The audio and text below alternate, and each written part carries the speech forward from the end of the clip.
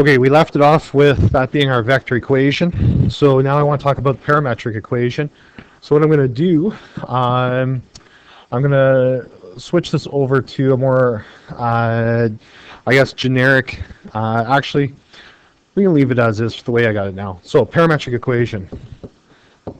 Parametric equation. And it is closely related to our vector equation. With the parametric equation, this again is the equation of a line.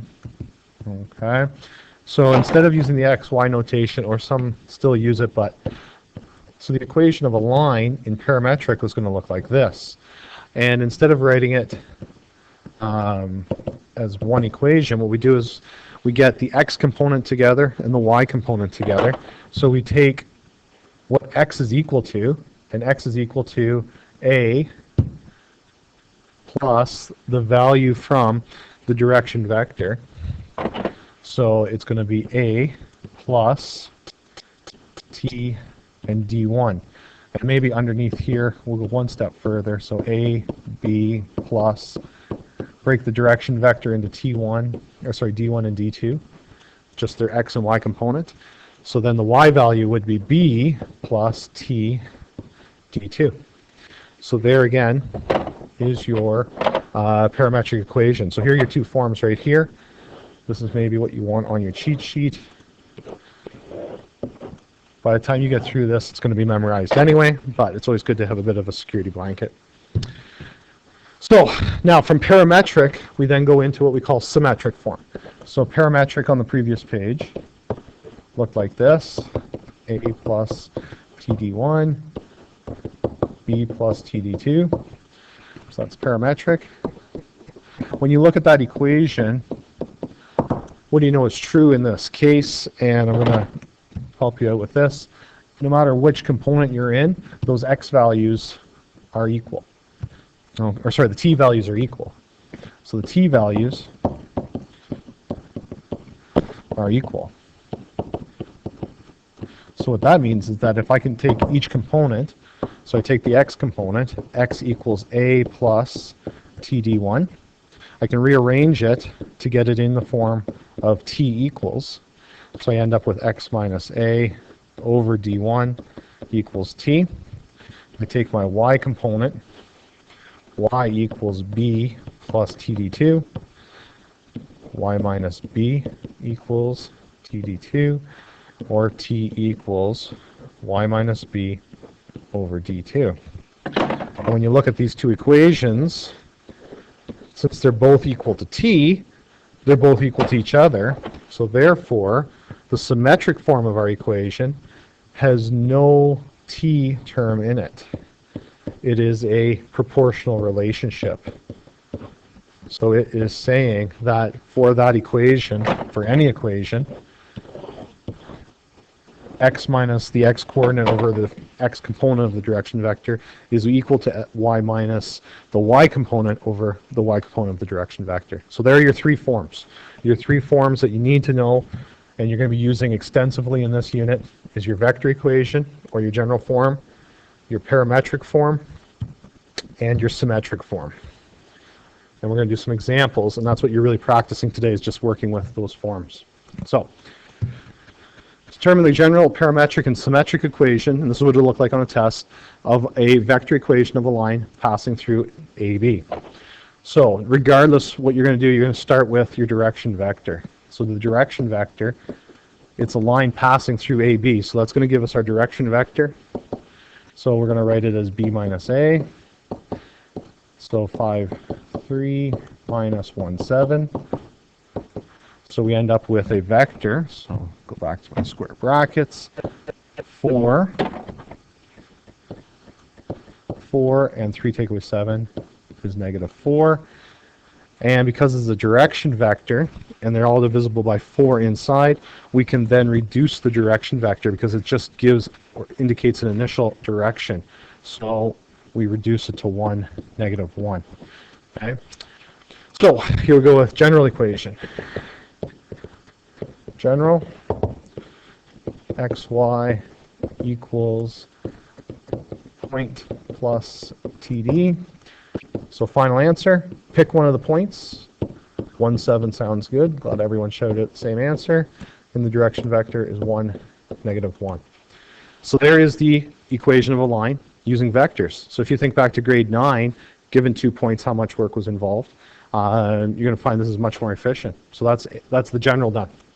Parametric, well, all the hard stuff's done. I just got to rearrange it because they're just a rearrangement of each other. So now the line equals, my x component would equal 1 plus, and I'll put the 1 in front of the t. It's not necessary. I just want to show where it comes from. And the y would equal 7 minus 1t, I guess, as well. So there's parametric. And symmetric, to finish it off, the hat trick here, x minus 1 over 1. Okay, so my x, move the 1 to the other side, divide by the direction vector, is equal to y minus 7 over negative 1. So I'm just rearranging each of those x and y components solving for t. But the information's always in the same order. So there we go. There are your 3 forms for that example. Determine the direction vector that is parallel to this line. So very complicated. Parallel means in the same direction. I'm being sarcastic. Okay, so it's got to be parallel. So if my line is written in general form, here's the direction vector. If I want it parallel, it has to be the same direction vector. So there's the answer to number 1. Number 2, a little bit more challenging. My direction vector is equal to negative 4 and 3. So the direction vector, remember, is the value in front of the t. So there you go. Now, recall when you were finding the slope of a perpendicular line, you took the negative reciprocal. So, for example, slope was equal to 2/3. The perpendicular slope is negative 3/2. So if we know our current direction vector is negative 4, 3, the direction vector perpendicular would be, we flip the terms, so back on this side, we flip them.